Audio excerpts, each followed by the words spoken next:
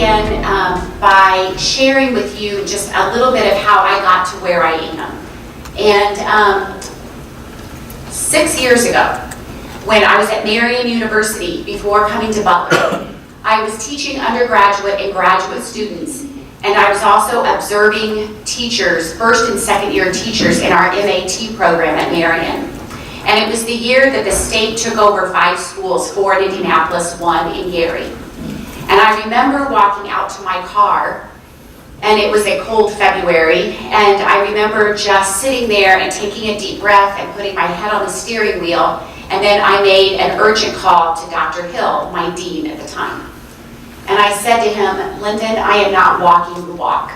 To go into a classroom, to observe teachers for 30 minutes, for 45 minutes, to be a classroom, visitor, is not what I want to do if I am called to prepare pre-service teachers and graduate students in this journey. I said, this research is too important. And again, this was 6 years ago. So Marian gave me a course release. They said, we're going to give you 3-hour release, 1 semester. I asked for a large, diverse public school district. Washington Township jumped on board. And so I, with my graduate classes and my undergraduate classes, returned to Crooked Creek Elementary 2 mornings a week, and I chose 5th grade.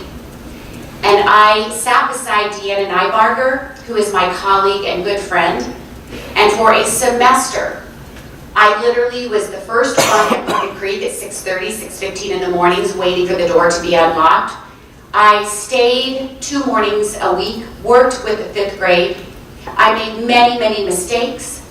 I had successful days, but it changed everything for me. And I honestly don't know what a speaker would have to say to you if they were not in the classroom. What was 1 semester, 1 school, 5 years ago, 6 years ago, 5 years ago, 6, can't remember.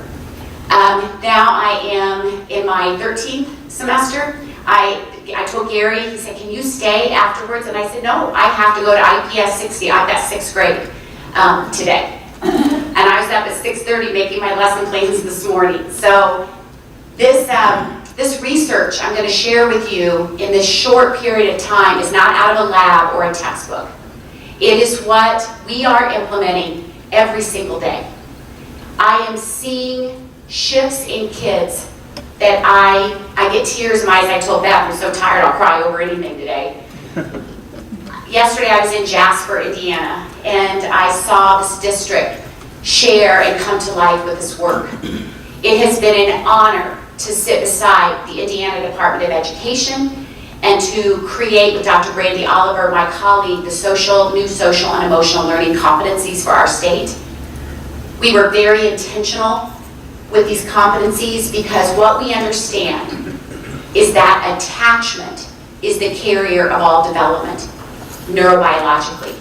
And I used to think that connection and building relationships was great, but I had no idea the implications for child brain development and our stress response systems.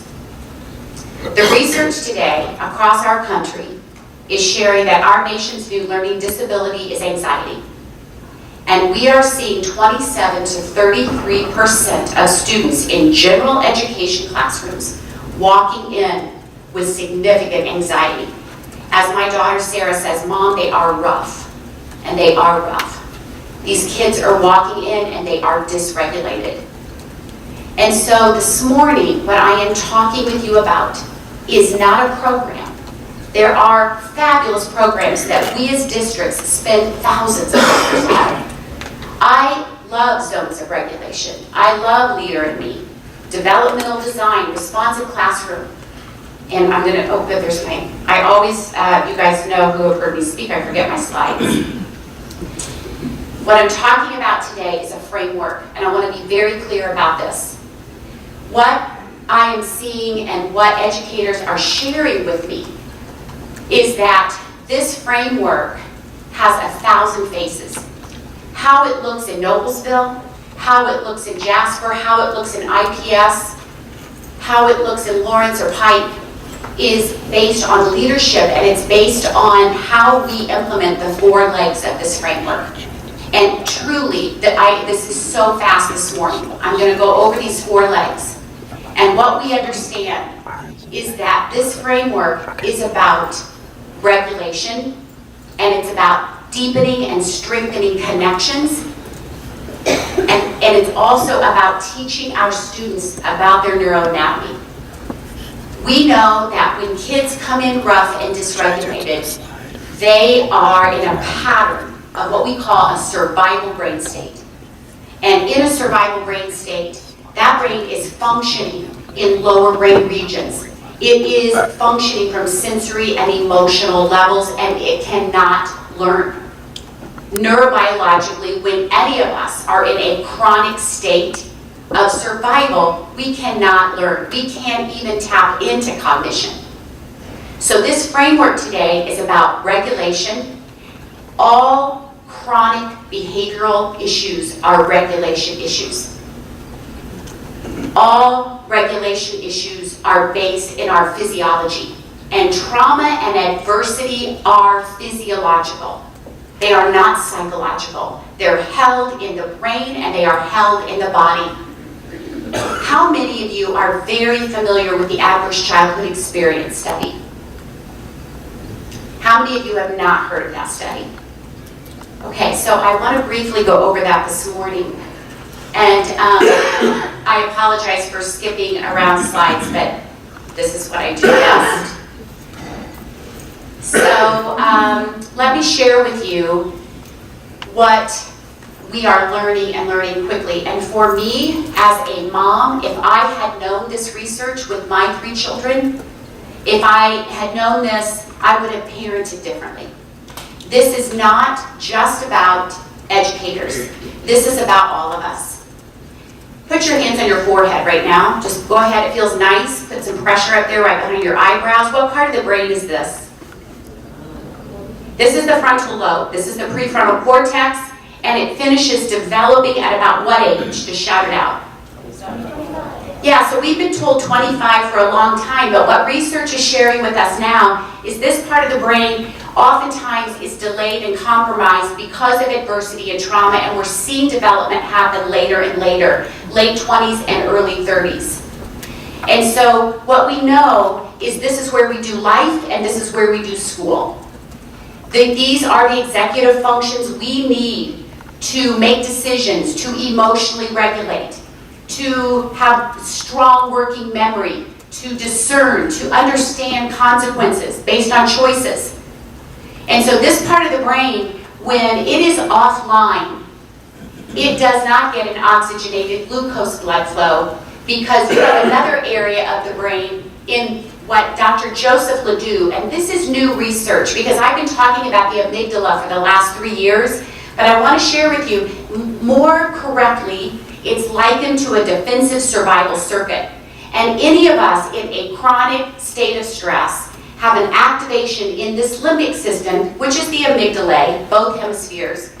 And when it's activated and it's fireworking, that's a word, this frontal lobe goes offline.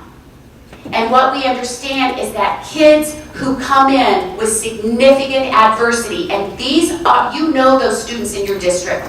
These are kids who are walking in rough and dysregulated, and they are carrying in significant adversity and trauma. And I'm trying to stay away from the word trauma because adversity, I feel, is more appropriate because it happens on a continuum.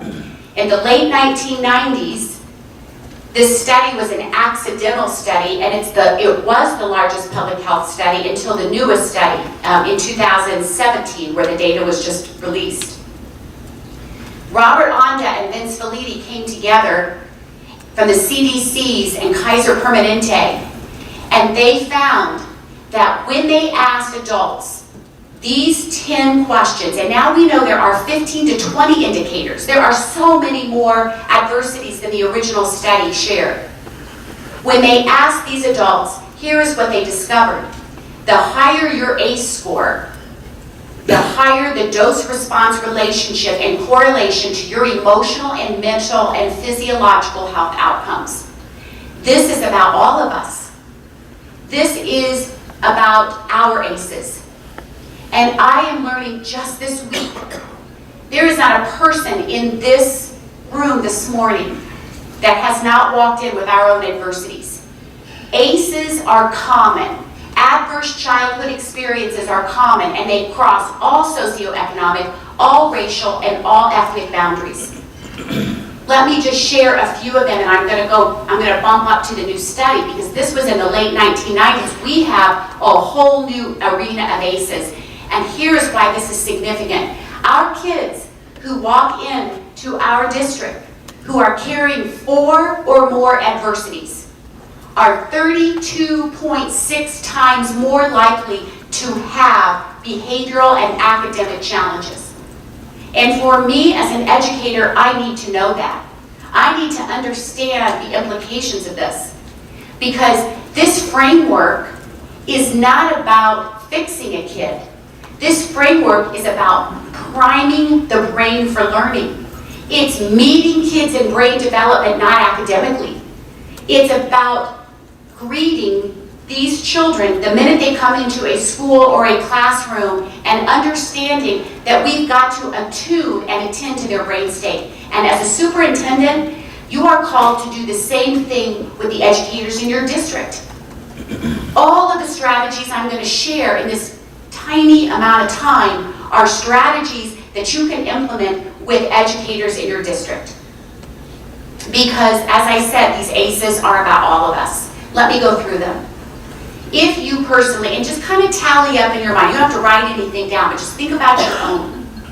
If you grew up in an environment between birth and 18 where there was a separation or divorce of someone you cared for, give yourself an ACE. If you grew up in an environment where there was someone that you loved who was struggling with mental illness, anxiety, depression, give yourself an ACE. If you grew up in an environment where there was alcoholism or addiction, give yourself an ACE. Poverty is an ACE, growing up in poverty. Neglect is a very significant ACE, because neglect means that the brain is not getting the directions and instructions it needs to thrive and to have well-being, because our brains are social organs. That's why attachment drives all development. So neglect crosses all socioeconomic, all racial, and all ethnic boundaries. It's not about a certain population.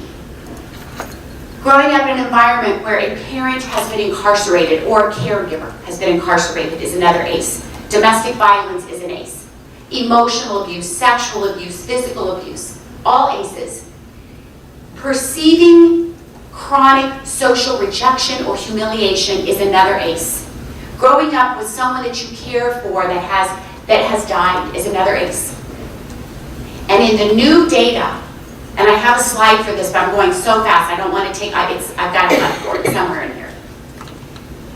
We know that the multiracial population has been identified as a new ACE, a vulnerable population. Our LGBTQ population has been identified in a new study as a new ACE. We know that many of the students in our district are spending just incredible amounts of time on screens, social media, without buffers. They don't have boundaries or structure. That's an adversity. How many of you have students in your district that have responsibilities that they should never have at the ages they have them? Parentification and young carers, that's an ACE. And what has not been identified, but I see it everywhere I go, our children and youth of color who are being over-identified and disproportionately punished in our schools is an adversity of this population. And so we understand today that the neurobiology, you can't argue. Our brains develop from the back, the brainstem, to the prefrontal cortex.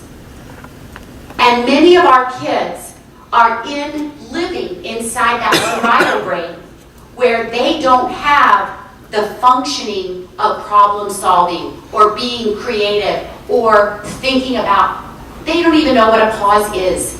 Yesterday in Jasper, I was sharing with the district that we are so patient when it comes to teaching a child how to read or how to ride a bike or how to swim. We take surface area math problems and we sit with a kid and we work them out step by step.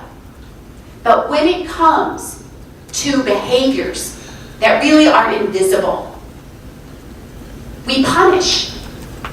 And traditional discipline works the best with the kids who need it the least.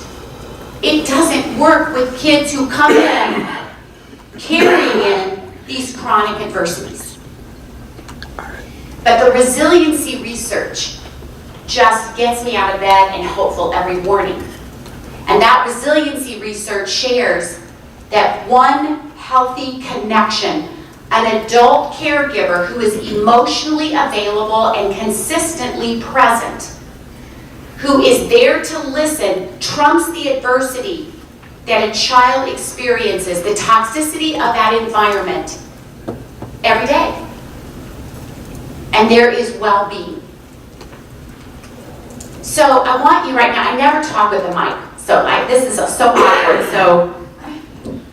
So I want, rather than talk about what neuroplasticity is, make a peace sign, and some of you should be really good at this.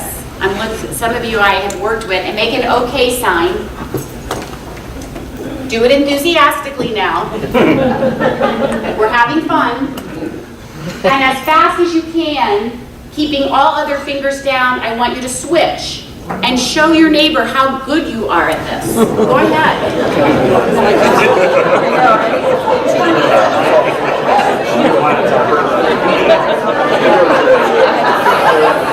Oh, no, I'm not thinking at all. You know, don't talk to me. Don't distract me.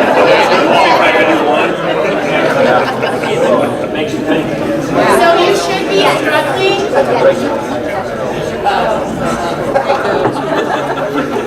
So you should be struggling.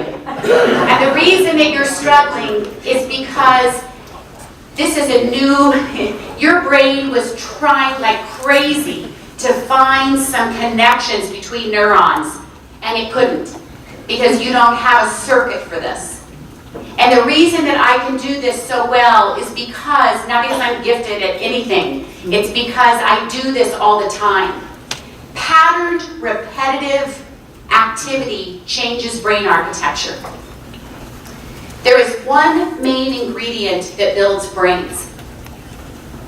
One main ingredient, and that is experiences. Experiences. Whether those experiences are toxic experiences or experiences of connection and regulation, that is what builds all of us. And every single one of us has come in here today with our own cognitive belief systems, our private logic, and our ACEs. The higher your ACE score, the higher the correlation to ischemic heart disease, to diabetes, to cancer, to injury, to alcoholism, addiction, and mental illness. And what we understand today is that when we meet children and adolescents in brain development, through procedures, through routines, through bell work, through morning meetings, we're not asking educators to do anything more than they're already doing. We are asking them to be intentional about their instructional practices and meeting students where they need to be in order to learn. We have a brain for three purposes. In order of importance is survival, feelings, and cognition. When any of us are in a survival state, we are paying attention to everything that feels threatening, unfamiliar, and unsafe. And I know you're going to spend a day, I wish I could be here all day, I would love to hear everybody. You're going to be talking about school safety, and you're going to be looking at data. But I want to tell you this, and I could leave after this, because there's really nothing more to say. When a child, or when one of your educators feels safe and they feel felt, then they learn. And that is why we are seeing a shift in schools and districts that are taking this framework to heart and to mind. It doesn't have a script, it's not a program, but it is intentional in strengthening connection and in regulating brain states. So, as we look at the three roles of the brain in order, survival happens in the brainstem, feelings happen in the limbic system, and then we learn through cognition. I want to share just a couple of new pieces of research, and this is what the brain cannot take. And this is what I think about every morning. I'm thinking about when I go to IPS 60 this afternoon, because to be honest with you, in our Butler Lab School, we are struggling with behaviors right now. We are struggling. Our middle school students, we have lost 5 teachers at the lab school, middle school teachers, in the last couple of years. And what happens is that the leg of this framework that I did not mention, that fourth leg, is your brain state. It's teacher brain state. It begins with me. And I don't mean this in a trite way. My brain, the way that I come into my district, the way I come into my classroom and my school, behavior management is not about kids. It's about me. I set the tone. I'm the one. Discipline comes on the front end, and I drive that. And so when we think about this framework and what the brain can't take, I want to share this with you. We can take anything when we know it's coming. You have a surgery, you have an illness you've just learned about, something's happened with one of your children, but you know it's coming. What the brain cannot take is chronic, unpredictable stress. When things are unpredictable, it damages brain tissue. I was in Austin, Indiana in 2016 with that district after NPR really ran that national news on that opioid epidemic down there. And what I learned from Beverly Turner, the elementary principal, is that she said to me, Lori, you can set your watch at 11 a.m. on Fridays because our office fills up with students with behaviors. All behavior is communication. And those little ones were acting out. They were aggressive. They looked violent. Many of them looked shut down. But what we know is they were returning to an environment for 64 hours of unpredictability. And when you don't know who's going to be there, or what you're going to eat, or who's going to be high, or who's not going to be present, or where you're going to sleep, it messes with your head. The second thing the brain cannot take is isolation.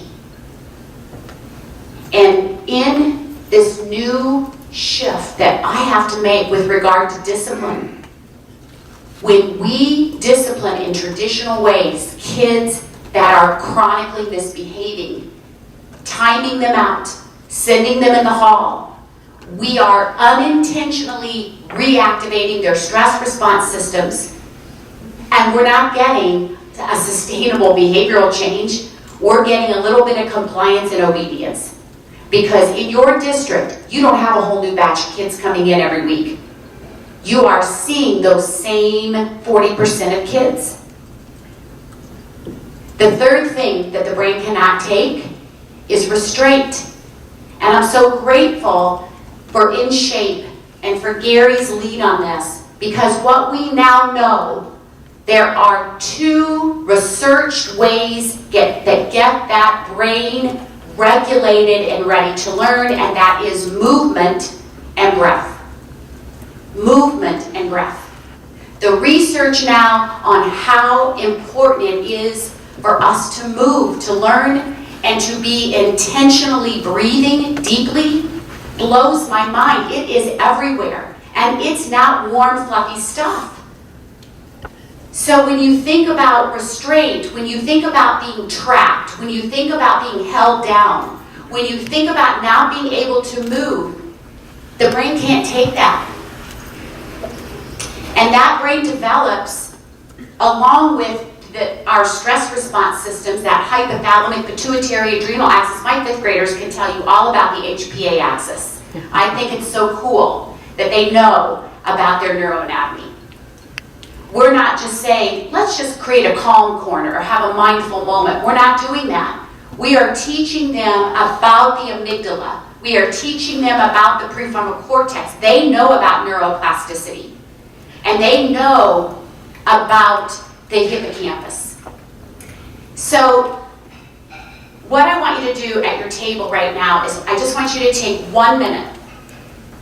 And I want you to get, as a table, I want you to talk about what are the 3 most important aspects of a healthy school community. Just the 3. If you think about social and emotional and cognitive health, what are the top 3? Thinking of community, what are those 3? So just take a minute. I would love to hear from a couple of tables. Would anyone like to share what you, and again, there's not a right answer in this. Anyone want to just share real quickly what you thought of?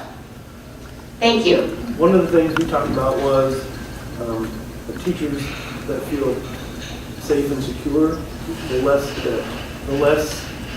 programming, the less changes every year that are thrown at them, the less stress they have. So if you focus on 1 or 2 things, the more consistent you are, the more the teachers can learn and be there for the kids. Right, absolutely. So feeling emotionally secure and safe in a teaching position. Yeah, absolutely. Anything, what else? Anybody else think of anything? About respect. Respect. And what's so true is that, Rita Pearson says this all the time, we work for people we like and we respect. And it's just so true. Anybody else? Learning to be contributing members of society. Absolutely. So serving. A serving community. So thank you. 15 minutes. Okay. So I was thinking about the question I asked you, and I was thinking about what I'm hearing from districts all over the country when I speak, and I was thinking about the 4 legs that I shared with you, and they really mimic this communal piece that science supports. Neuroscience supports these 4 facets. And so when we think about our brain state, our self-care, which is what back here you talked about, teachers, emotional safety, that's critical to a community of well-being. Connection and attachment is critical. And the 3rd piece of this that sometimes we don't look at is regulation. And when I talk about regulation, emotional regulation, that's an executive function skill. And as I said earlier, when students don't know how to read, we know that they have the capacity to read, and we teach them. But when you see unkindness, and you see a kid who doesn't know how to empathize, oftentimes these are children who are coming from environments where they've never been exposed to kindness. We have, in our executive functions, the capacity to be kind and to be empathetic. But if we are not exposed to patterned, repetitive experiences that show kindness or show empathy, we don't develop those soft skills. So it's not unlike cognitive subjects, math or reading. The 4th piece of this is service. And I want to share with you a couple of strategies as I end these last few minutes. And this is really quick, but I want to read this quote before I share these strategies. And this was from our 2nd book together. When you help, you see life as weak. When you fix, you see life as broken. But when you serve, you see life as whole. Fixing or helping may be the work of the ego. Serving is the work of the soul. And as we look at this framework and what this means for us in our practices and in our leadership roles, what we understand is that our children need more than anything to be seen, to be felt, and to be understood.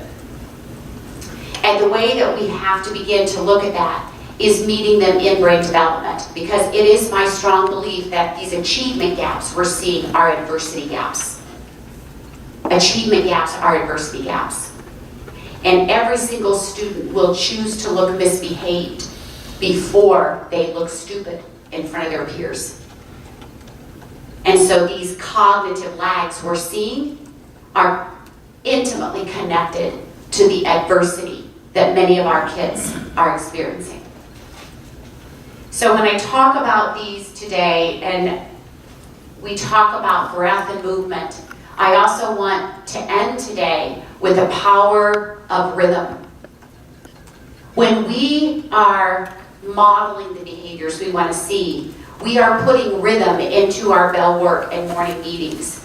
We are using drumming as one of our brain-aligned strategies that gets that brain ready to learn. Because the truth is, many of our kids walk in out of sorts. That's what we say in our house. It's out of rhythm. We come in, we can't name it, but we just don't feel right. And what we know is that we sleep in rhythms, we eat in rhythms, we talk in rhythms, we live in rhythms. And our kids who come in with significant adversity are just out of rhythm. And what they need from us in the mornings and what they need from us before the day ends is just a little bit of rhythm. I also want to share with you what we're doing with touch points. I don't think there's anything you can do that would be more important than to create touch points with the staff that you work with your administration, with your colleagues, to model those with students. What are they? A touch point is a 2x10. You pick a staff member or you pick a child, and for 2 minutes, 10 days in a row, you intentionally connect with that student or that staff member. And you ask them what their interests are, what their passions are, what they love. That's a touch point. Mr. Michael Cox, who's the principal at North Montgomery High School, and then yesterday in Jasper, I'm with the principal, the elementary principal. They are creating touch points through a 2x10, and here's what they're doing. Michael Cox put up every single name of the students in his high school, and he had his entire staff in the media center walking around, and they put a check next to a student's name, or they took a card if they had a secure attachment with that child, if they knew them well, if they greeted them every day. And when they looked at those 600 cards, after every teacher had gone through the media center, they had 50 cards left. And in January, when they did this exercise again, they had 4 cards left. And one of the cards was a student who had just moved into the district. Another card was connected to Michael, and then Jonathan Guthrie, the assistant principal. And so really they had one card, and I shared this in South Allen County, Southwest Allen County. A touch point is noticing.